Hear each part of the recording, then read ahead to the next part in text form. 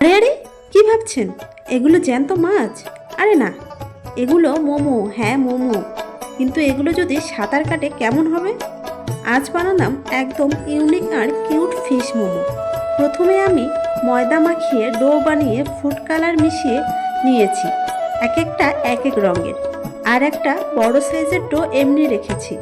এবার সাদা ডোটাতে রঙিন ডোগুলো গায়ে লাগিয়ে লম্বা করে হাত দিয়ে ঢেলে নেব। তারপর ছোট ছোট লেচি বানিয়ে রেখে দেব কিছুক্ষণ। অন্যদিকে কয়েক টুকরো চিকেন, পেঁয়াজ, সাদা রসুন, একটু লবণ, কাঁচা লঙ্কা ব্লেন্ডারে কিমা করে নেব। তারপর ছোট ছোট লেচিগুলো বেলে আমি যেভাবে ভাঁজ করছি ওইভাবে পুরোটা দিয়ে একটা সুন্দর মাছের শেপ দিয়ে দেব। আর চোখের জায়গায় দিব দুটো গোলমরিচ আর পেনের ক্লিপ দিয়ে আঁশ বানিয়ে নিলাম।